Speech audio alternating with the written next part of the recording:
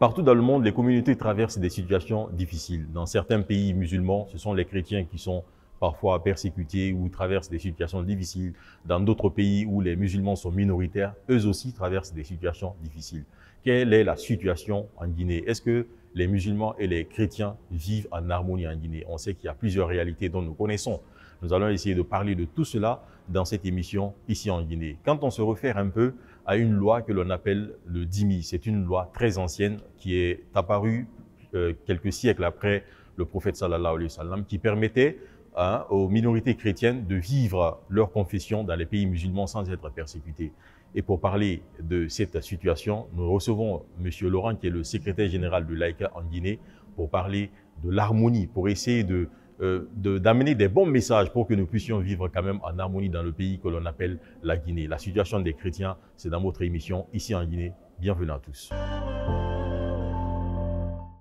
Monsieur Laurent, merci de nous recevoir. Bonjour. Bonjour. Alors, vous le savez, dans plusieurs pays du monde entier, il y a des persécutions au niveau de toutes les religions. Dans certains pays, les musulmans sont persécutés. Dans d'autres pays, les chrétiens sont persécutés.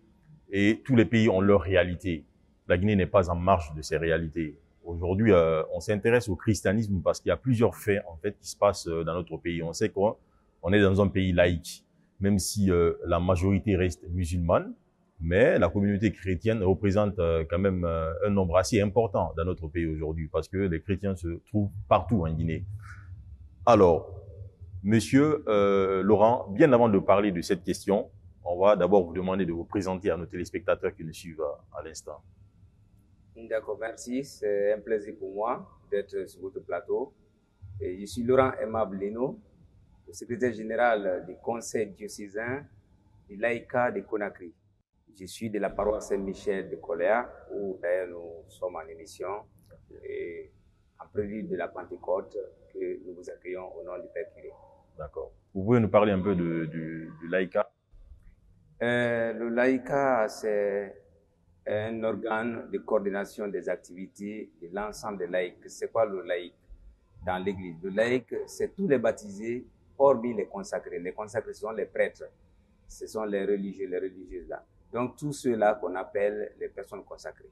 Il y a des prêtres ordonnés que vous connaissez, vous les voyez souvent, qui sont parfois en soutane. Monseigneur, c'est un prêtre avant qu'il ne soit évêque. Vous avez aussi les sœurs, c'est dont les gens appellent ma sœur. Ce sont des personnes qui ont donné leur vie au Christ, qui œuvrent, ils ne se marient pas, donc ils vivent sous cet état. Nous autres qui sommes les fidèles, qui ont opté pour une vie de famille, nous sommes appelés laïcs. Donc ceux qui coordonnent toutes les activités de ces laïcs-là, nous avons un bureau qu'on appelle le conseil du laïcat. Il y a le bureau national, il y a le bureau diocésain. Diocèse, c'est une circonscription coordonné et dirigé par un évêque. Donc Conakry, si je vous donne Conakry qui va jusqu'au Fouta, jusqu'au nord de Koundara, toute cette partie, c'est la zone de Monseigneur Vincent. Donc si vous partez vers la Haute-Guinée, un peu la forêt, c'est la zone de Monseigneur Alexis Tagbino. Vers la forêt, si vous prenez à partir de Massanta jusqu'à Youmou, le reste des préfectures de la forêt, appartient à Monseigneur Raphaël Balagilabouki. Donc c'est ceux-là, c'est l'ensemble de ça qu'on appelle diocèse. D'accord. Oui. Alors, en s'intéressant à la communauté chrétienne aujourd'hui en Guinée, est-ce que vous pensez que qu'est-ce que vous pensez aujourd'hui de la situation de la communauté chrétienne en Guinée? La communauté chrétienne aujourd'hui en Guinée vit d'une part dans la joie avec ses frères musulmans et comme les autres qui ne sont pas de deux confessions, mais aussi vit avec des difficultés. Les difficultés sont énormes et nous allons tout à l'heure, je vais commencer par l'une des premières difficultés qu'on rencontre beaucoup, c'est l'affaire des logements. L'affaire des logements en Guinée, une fois qu'on sent que tu es chrétien, même si tu viens payer l'argent, on te demande tu es de quelle religion.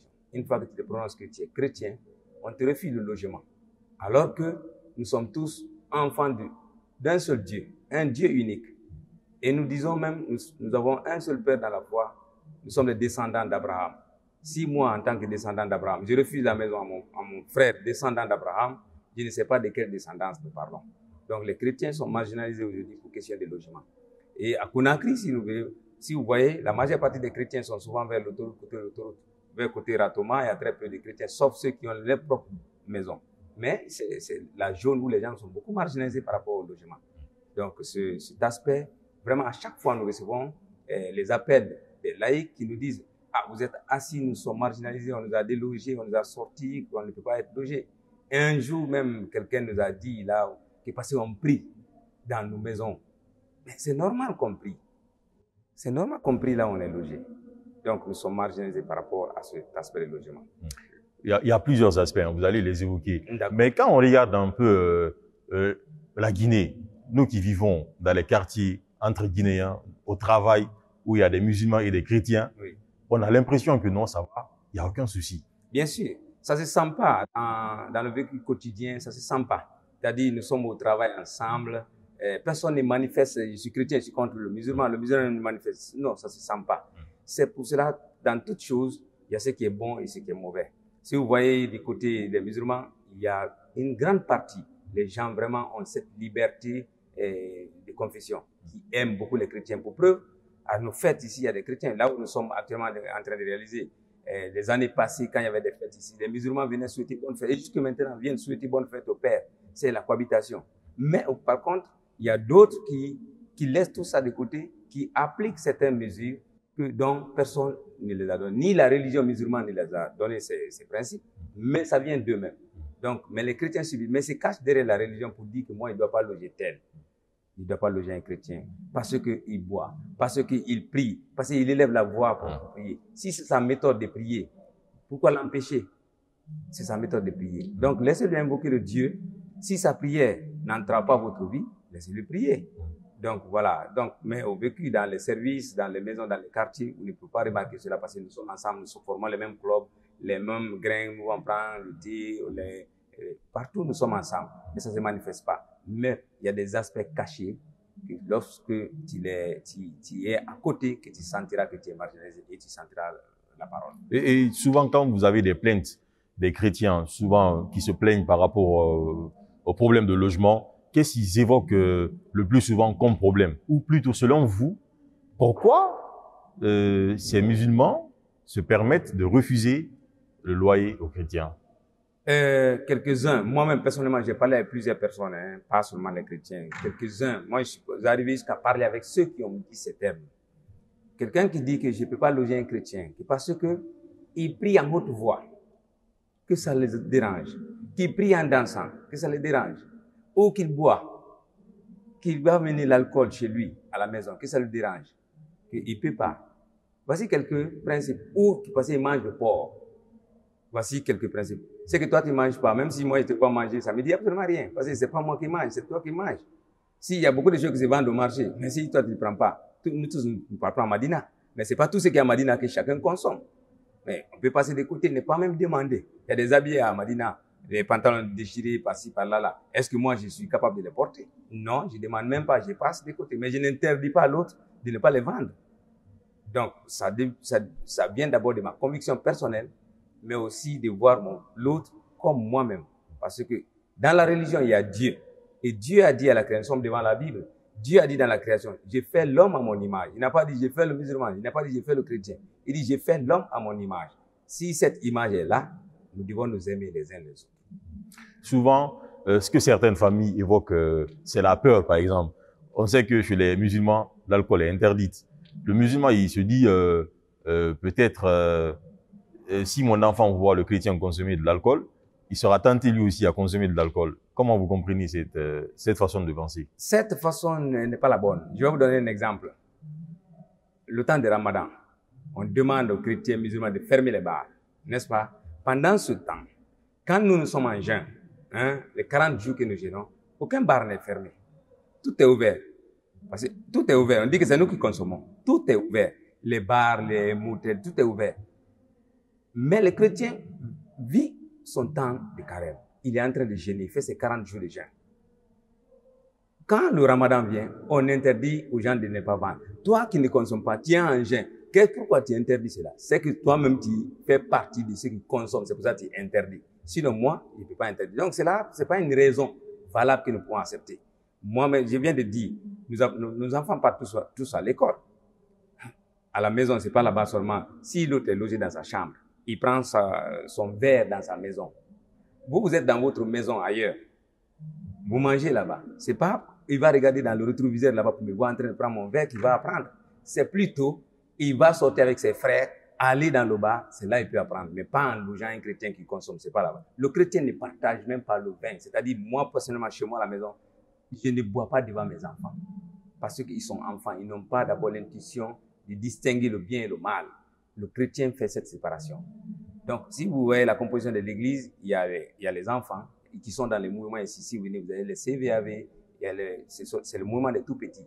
Jusqu'à l'âge de 17 ans, ils sont là-bas. Donc, ceux-là, ils ne jouent qu'avec leur père. Donc, ils vivent avec du jus, de l'eau. Vous voyez, non? À partir de 20 ans, tu es libre de raisonner. Tu es libre de prendre ce que tu peux connaître. Donc, le chrétien, c'est pas en voyant l'autre là que toi, tu peux prendre. Moi, même si je vous vois en train de manger quelque chose que je ne mange pas, je ne vais pas vous suivre dans ça. Si tel était le cas, beaucoup seraient des voleurs aujourd'hui, ou bien beaucoup seraient aujourd'hui détenus en prison. Parce que dans nos services, nous sommes censés connaître ceux qui volent de l'argent. Et parfois, ça passe devant nous. Mais on se tait, on ne touche pas. Pourquoi pas? Dans les pays, la Guinée, c'est pas un pays islamique, oui. C'est un pays laïque. Oui. Dans les pays islamiques, par exemple, où la religion musulmane est vraiment implantée, oui. Dans les temps très anciens, oui. Ils ont instauré une loi de tolérance en fait, oui. Par rapport aux communautés chrétiennes qui, je sais pas si on appelle ça le dhimmi, je me rappelle plus, c'est quoi le terme exact, je pense que c'est ça. Oui. Ils ont instauré une loi permettant aux communautés chrétiennes de pouvoir vivre dans les pays islamiques, mais en liberté, en leur accordant un espace pour qu'ils puissent s'exprimer comme le veulent leur religion, pour qu'ils puissent se mouvoir comme le souhaite leur religion, pour qu'ils puissent tout faire par rapport à leur religion. Est-ce qu'en Guinée aujourd'hui, avec beaucoup de recul, quand vous regardez tous ces faits, est-ce qu'il vous arrive de proposer des choses ou bien d'émettre de nouvelles idées pour que cela cesse? Effectivement, nous sommes en train, comme on nous demande tous de participer avec nos propositions pour l'élaboration de la nouvelle constitution, c'est des choses que nous sommes en train d'envisager individuellement, que chaque laïc se prononce. Parce qu'il faut que ça cesse. Il faut que ça cesse et que le dialogue islamo-chrétien soit développé. Il y a des faits très simples. Je vais vous donner un exemple. À la veille après Saint-Valentin, il y a un imam qui a parlé de Saint-Valentin. Lorsqu'un imam s'arrête dans la mosquée, il dit que c'est la fête des caffres, c'est la fête des incrédules. Il atteint la dignité de l'Église. Parce que Saint-Valentin, c'est pas une fête des caffres. Saint-Valentin, c'est quelqu'un qui a consacré sa vie pour des couples. Donc, si l'Église a dédié cette journée et que les gens rentrent dans ça, c'est pas parce qu'ils vont se convertir. Mais lorsque vous aimez votre femme, vous devez la chérir. L'imam, le grand imam de la grande mosquée a dit un jour, il faut aimer la femme pour que la gloire de Dieu soit sur toi. Mais si tu n'aimes pas ta femme, tu ne peux pas la fêter. Donc, c'est ça, c'est pas on dit on va à l'église. Donc, nous sommes en train d'envisager pour que la Constitution tienne compte de ces aspects. Plusieurs autres aspects dont les chrétiens sont marginalisés. D'abord, pour qu'ils prennent les mesures vraiment sévères contre tous ceux qui vont prôner cet esprit. Que tu sois chrétien ou musulman. Mais les chrétiens, moi, je vais vous donner un exemple. Moi, on m'a fait quitter dans une maison à cause d'un musulman. Maison de chrétiens. Donc, parce que ma maison était très vaste, la propriétaire a demandé que l'autre chambre soit coupée pour permettre à l'autre musulman d'occuper. Donc, lorsque j'ai vu que ma maison est petite, j'ai quitté le local. Le musulman est resté. C'est ça la cohabitation. Vous voyez? Donc, pour vous dire, nous sommes en train de voir pour que la Constitution tienne compte de cela. Mais aussi, je n'ai pas parlé de mariage. Si vous voyez, nous sommes partis à la mosquée de ma femme, tout près d'ici, pour un mariage. L'imam a dit qu'il ne peut pas bénir le mariage. Parce que c'est pas lui qui célèbre. La célébration des mariages, c'est le couple qui célèbre son mariage. C'est béni, prier, béni. Il dit il ne peut pas parce que l'homme est chrétien catholique. Il ne peut pas. Ça fait partie des lois musulmanes. Oui. Il y a ce qu'on appelle la tolérance religieuse aussi. Même si c'est le principe. Si on dit, l'Église dit, je vais vous donner quelque chose. L'Église dit, le Christ nous a prévenu tout ce qui arrive comme ça. Il a dit dans la Bible, vous serez persécutés à cause de mon nom. Mais réjouissez-vous, car vos noms sont inscrits aux cieux. Et non. Donc nous subissons ces peines. Mais nous n'allons pas nous courber parce que le Christ a dit, nous allons accepter, on va dire, bon, le Christ a dit, on va subir. Non, mais il faut qu'on montre à ce que, parce que nous sommes lumière. C'est dit dans la Bible, dites la vérité, seule la vérité vous rendra libre parce que vous êtes lumière et sel du monde. Donc, l'imam, lorsqu'il a interdit cela, nous lui avons dit, ces deux se sont unis. Avant qu'il ne parle de toi, c'est les deux qui sont unis. Ils sont venus devant vous. Vous n'êtes qu'un intermédiaire. Et c'est Dieu qui bénit le mariage. Si aujourd'hui, c'est par les, on ne connaît pas vous, vos comportements. Ça peut être, moi, je peux être un chrétien avec des mauvais comportements, comme vous pouvez être un musulman avec des mauvais comportements. Mais seul Dieu peut nous juger. Donc, nous lui avons dit d'accepter que ces deux se marient. Il n'a pas accepté. Il dit que lui, il ne peut pas. Donc, il a refusé. Le monsieur dit, ok, l'imam musulman, il dit, quand vous avez refusé, mon Dieu connaît que j'aime cette femme, je l'épouse. Ils sont, après tout, ils sont venus, la seconde phase, après la mosquée, c'était ici, il devrait être, parce que la femme est chrétienne, il devait venir célébrer ici. Si je vais sur l'hypothèse que l'islam dit que la femme n'a pas de religion, n'est-ce pas? On nous dit comme ça que la femme n'a pas su la religion de son mari. Lorsque moi je suis chrétien, je vais épouser une femme musulmane, elle ne va pas devenir chrétienne.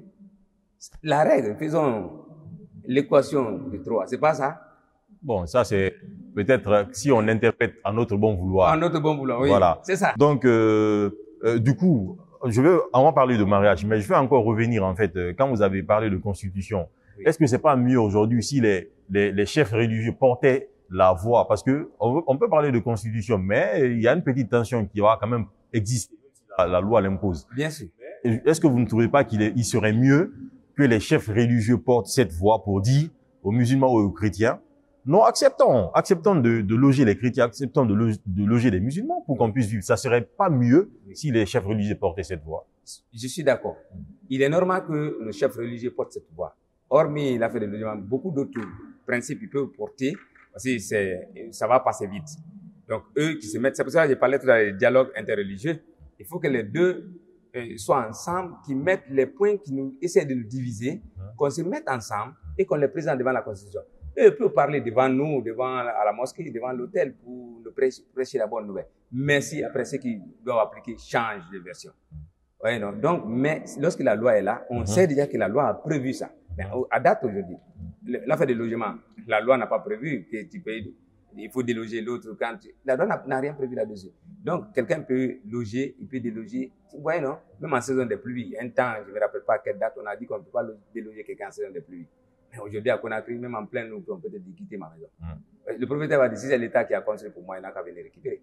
Mais si les religieux se mettent ensemble et qui donnent les principes, eux-mêmes, ils entendent ce que les gens disent. Monseigneur entend, Monseigneur Jacques Boston entend, les pasteurs écoutent ce que les gens disent, le grand imam écoute, les autres imams écoutent.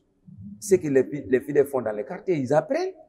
Ils ne sont pas hors de la Guinée, ni hors des réseaux sociaux qui voient tout en longueur de journée. Ils apprennent. Donc, ils peuvent se mettre d'accord pour présenter devant le CNT pour leur dire, nous voudrions que vous preniez les mesures par rapport à ces faits pour que ça ne se reproduise pas. C'est des choses qui peuvent amener des tensions dans la nation. Donc, nous ne voudrions pas que la Guinée en arrive. Il y a aussi ce problème de mariage, on va revenir dessus. Oui. On a connu beaucoup d'exemples de célébration de mariage entre chrétiens et musulmans. Oui. Et on sait en fait ce que ça soulève comme débat dans la société. Oui. Vous avez quand même un peu évoqué le sujet. Mais si on va au fond, comment est-ce que vous percevez par exemple chez les chrétiens un musulman qui veut épouser une femme chrétienne? Comme ce que je disais tout à l'heure, dans la religion, il y a Dieu. Et Dieu, il se distingue pas. Il se distingue pas. Tu es soussou, tu es malinqué, tu es musulman, tu es chrétien. Il n'a que ses enfants. Et nous sommes là pour l'adorer. Et une fois que nous sommes là pour l'adorer, le seul fait qui peut nous rapprocher de lui, c'est l'acceptation. C'est l'acceptation. Je sais que le principe, on nous dit que le principe de l'islam dit que le musulman ne doit qu'épouser que la musulmane. Si on va sur ce principe, il n'y aura plus de brassage. Il n'y aura plus de ce brassage. Je vous donne l'exemple. Le musulman peut épouser une chrétienne. En la convertissant. Non, à condition que les enfants restent musulmans. Oui. Mais la femme ne peut pas changer de religion chez les musulmans pour devenir chrétienne pour un chrétien. J'en viens. Nous, à l'église, on ne convertit pas quelqu'un, c'est soi-même qui se convertit. Vous me faites comprendre? C'est soi-même qui se convertit. À l'église, on ne convertit pas. C'est toi-même qui dis, j'ai trouvé la lumière, c'est mon chemin, je viens là. C'est toi-même. Je vous donne l'exemple. Moi, je me suis marié, mais ma marraine, elle est chrétienne. Elle est Peul, ma marraine, d'origine, mais son mari, musulman.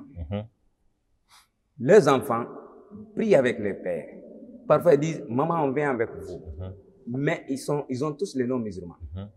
On les a jamais convertis. Ça, c'est pas interdit chez les musulmans, par exemple. On les a jamais convertis, mais ils vivent les foi. Oui, non. Toutes les femmes, j'ai un autre ami, il a sa femme musulmane. Ils sont 3 même, ils ont les femmes musulmanes. Mais quand les fêtes arrivent, ici, les femmes viennent les accompagner, s'asseoir à côté. Elles ne prient pas, hein, s'asseoir à côté, comme dans beaucoup de cérémonies, s'asseoir à côté. Si c'est aussi le temps qui arrive, là on passe la nuit à la mosquée, nos amis là, même moi, je suis parti accompagner mon ami là. Nous sommes restés là-bas jusqu'au matin, accompagne mon ami, parce que sa femme est musulmane. Ouais, non. Donc il dit, j'accompagne ma femme, c'est dans ça que je l'ai trouvé et je l'accepte ainsi. Parce que nous tous, nous œuvrons pour recevoir, pour être à l'au-delà dans le paradis, dans les bonnes mains de Dieu. Donc c'est pour cela, nous devons accepter cette cohabitation, quelle qu'en soit la situation. Si madame est musulmane, le monsieur chrétien ne doit pas contraindre cette femme à changer pour devenir chrétienne. Même si parfois elle dit, non, moi je vais vous savez, parfois, l'amour peut aveugler les gens. C'est-à-dire, il reste dans l'amour comme ça. Il dit, non, moi maintenant je m'en vais derrière vous. Posez-lui la question, pour quel motif? Si vous dit parce que je vous aime, c'est qu'il ne croit pas. La conversion, c'est la croyance. Il faut d'abord que tu crois pour que tu puisses te convertir. Mais si tu dis parce que je vous aime, c'est pour ça que je rentre dans la religion, le jour que votre amour va s'arrêter, mais il va revenir encore. C'est pour ça que vous voyez les gens balancés comme ça, ils ne sont ni à gauche ni à droite, même des dignitaires de notre pays. D'abord, moi, je vous dis quelque chose. Tout homme que je vois, tantôt il est catholique, après il vient protestant, musulman, après, je n'ai pas confiance en la personne. Parce que croire en Dieu, lorsque tu dis Dieu, je crois que ce soit une seule parole. Mais ça va pas changer tout de suite, hein, parce que le musulman, lui, il est catégorique là-dessus. Il se dit, ce n'est pas ma propre décision à moi, en fait. Ça, c'est Dieu qui me l'impose. Oui. Je vais jamais accepter que ma fille, par exemple, change de religion pour épouser un chrétien. Ça, on se dit c'est pas prêt à changer. Monsieur Grassi, il y a des aspects qui sont vraiment très lourds que l'islam doit combattre moins que l'aspect du mariage. Je vous donne l'exemple. On dit à l'islam qu'on ne doit pas boire. N'est-ce pas? Boire, c'est qu'on a formellement interdit. Et épouser une femme chrétienne. Qu'est-ce qu'on pourrait choisir? Moi, je pourrais choisir, si j'étais musulman, je pourrais choisir épouser une femme, parce qu'elle est humaine, que d'aller boire et tomber dans un caniveau, on dit, voici, le monsieur est tombé. Et mes enfants, même bien, je saute avec les plaies que les gens puissent me regarder. Vous voyez, non? Au jour d'aujourd'hui, si vous voyez dans les bars, je vais vous donner un exemple. C'est très rare, si vous comptez le bout du doigt, les chrétiens qui partent s'asseoir, payer la bière au bar. Il y en a, hein. Il ne dit pas il n'y en a pas. Il dit c'est quelques-uns. Et ces chrétiens, c'est des gens qui viennent rarement à l'église, qui viennent une fois dans le mois. Mais les chrétiens, ils aiment boire ensemble à la maison.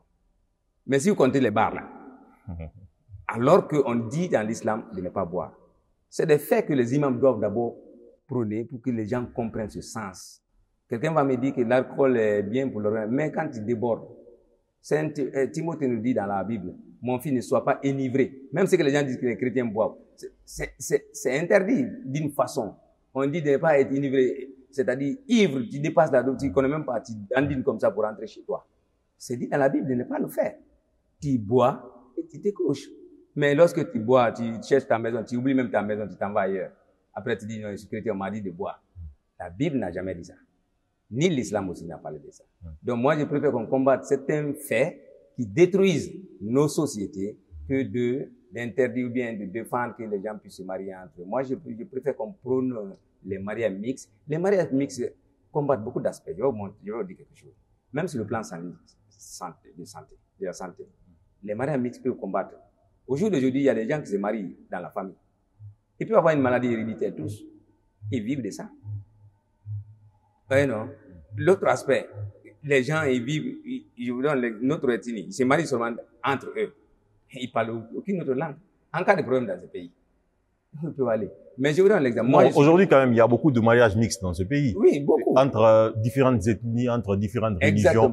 Alors, pour un peu clôturer tout ce qu'on est en train de dire, parce que quoi qu'on dise, en Guinée, personne ne se victimise. Personne. Oui. Voilà. Et quel est votre message pour encore donner plus de force à cette cohabitation entre les musulmans et les chrétiens en Guinée? D'abord, je salue tous ceux qui ont l'esprit de liberté, d'expression, de vivre en commun.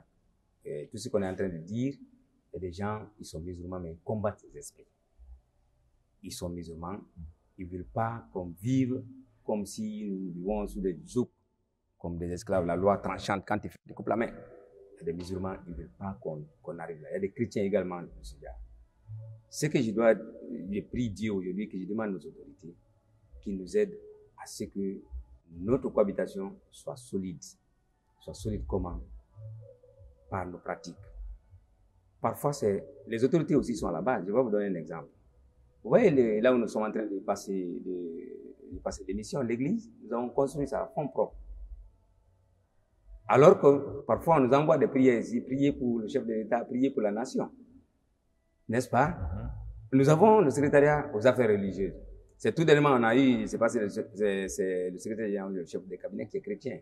Et ça aussi, peut-être vous ne connaissez pas l'histoire, c'est après qu'on a nommé le chef de cabinet on a dit que non, on appelle secrétaire aux affaires religieuses. Il faut qu'un chrétien soit à côté. Le premier peut être musulman, le deuxième est chrétien. Qui peut être possible.